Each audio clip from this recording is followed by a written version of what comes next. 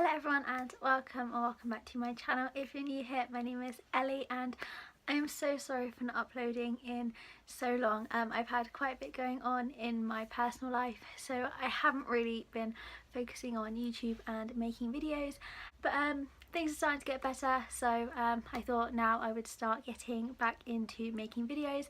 So I thought, what better way than to do my January reading wrap up, and I cannot believe it's the end of January already.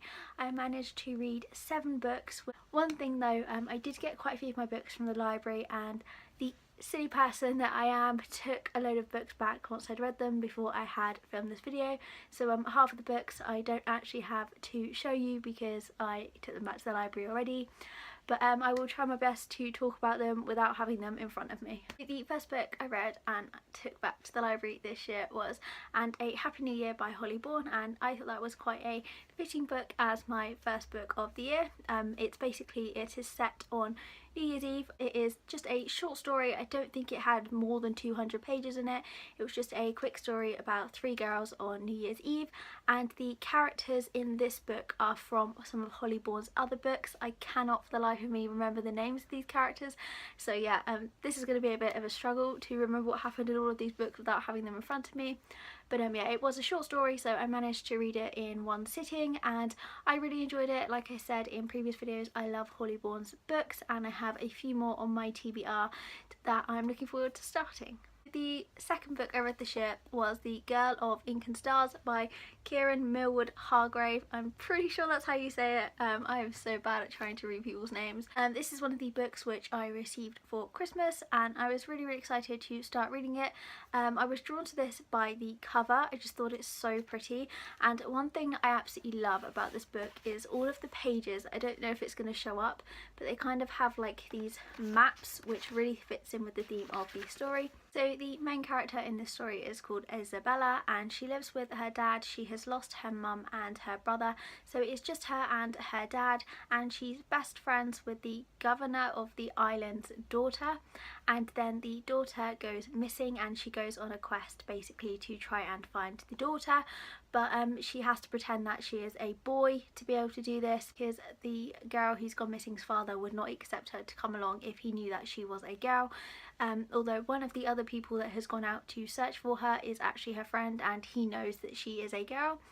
But this was a really nice read. I did enjoy this. It is unlike anything that I've ever really read before and I would recommend this. Then the next book I read was Knife Edge by Mallory Blackman, and this is the second book in the series. The first one is Noughts and Crosses, which I read, I think it was towards the end of last year, and I really enjoyed that one. So when I saw that they had the second one in the library, I was really excited, and honestly I mean, I enjoyed it, but I definitely preferred Noughts and Crosses to Knife Edge. And I don't really know how to describe what happens in this without giving away spoilers if you haven't read Noughts and Crosses. So if you haven't read Noughts and Crosses, then I apologise if this spoils it for you. But the second book follows Seffi after she has had her baby and how she is adapting to life with having her baby and not having Callum with her. I did enjoy it, but I definitely found the first book better.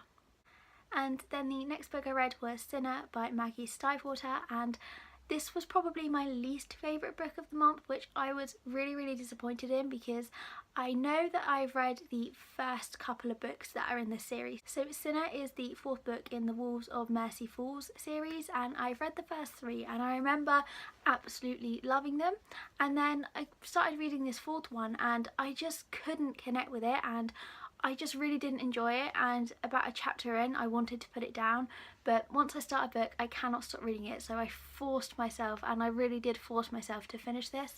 The main characters in it, the girl, I honestly cannot even remember her name. That's just how much I didn't enjoy this book, but she was just a really nasty person and she just had this really horrible personality, and she knew that she was a horrible person, and it was just really horrible because like her cousin seemed like a really nice character, and if this book had been from the cousin's perspective I think I would have enjoyed it so much more.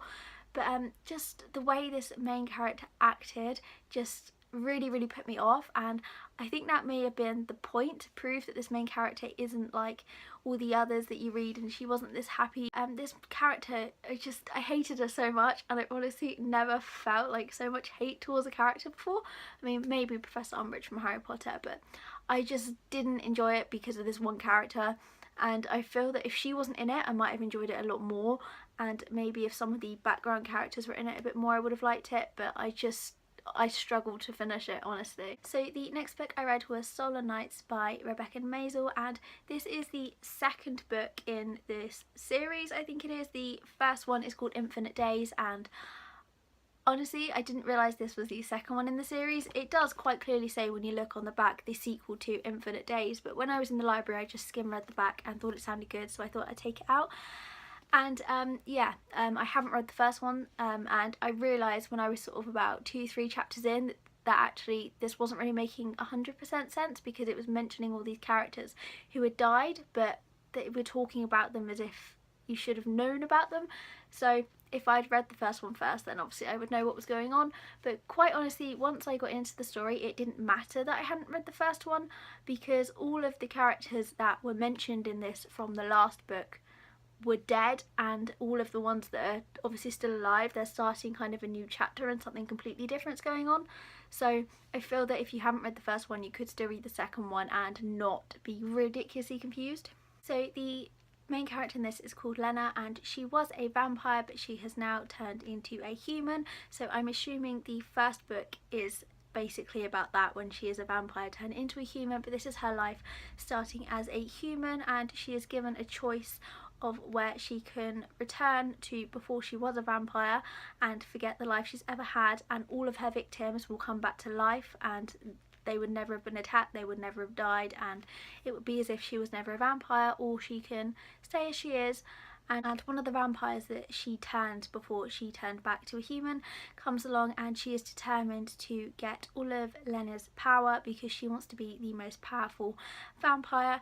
So yeah, it's basically just about this vampire who's trying to get to Lena and her friends. And the only vampire books I've ever actually read are the Vampire Diaries, just because I love them so much. So I thought I would try another vampire themed book because there are so many out there. If I do see the first book around in the library, I probably would get it out just to see what it's like, but I'm honestly not in a rush to try and find the first one. But yeah, this is the first book about vampires that I've read that hasn't been the Vampire Diaries, and I did enjoy it, and I'm definitely going to pick up some more kind of vampire themed books. And then the next book I read was Burn for Burn by Jenny Han and Siobhan Vivian, and I've been wanting to read this for the longest time. I was so excited when I found it in the library because I love both of those authors, so I thought a book of them together is just going to be right up my alley, and it was. And this is basically the story of these 3 girls. They all live on this island, and they've all had things happen to them, and they all kind of want to get revenge on different people. So they all club together and they plan revenge, and these girls weren't friends before, they've simply just joined together and become friends through their basically hatred of all of these other people. And I felt this was very similar to some Morgan Matson books that I have read, and I really loved this, and I think this was probably one of my favourite books I read this month, and I'm definitely going to purchase the next one.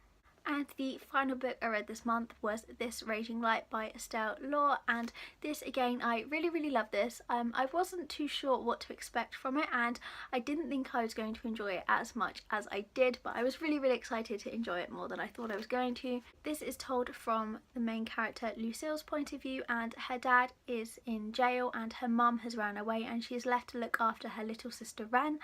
And she is almost 18, and she doesn't want to say anything to anyone because she thinks if she can get through this till her 18th birthday, it's all going to be fine, because she doesn't want her sister taken away. It's basically just a story on how she deals with being left to look after her sister. She has to go out and find herself a job, but then she ends up falling for her best friend's brother, and she ends up falling out with her best friend, and it's just kind of got everything in it that a YA book has. There's romance, there's friendship, there's fallouts, but it was just kind of really feel good about how all of the characters help each other out when they're in bad situations. And I've never tried any other of Estelle's works, but I'm definitely going to because I enjoyed this one so much. Sorry if this was a little bit jumbled or they weren't the best explanations, but I'm just trying to get myself back into the swing of things.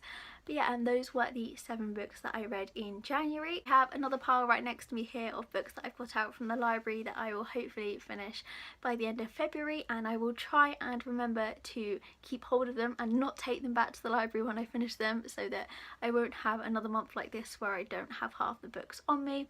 But then again, I am pretty proud of myself because I did say in my reading goals video that I wanted to visit the library more, and every book I've read this month except one was from the library, and then the one that I didn't get from the library was a Christmas present, so I haven't actually spent any money on books and I managed to read 7, so I'm pretty proud of myself. Anyway, I really hope you enjoyed this video. Thank you so much for watching, and I will see you next time with my next video. Bye!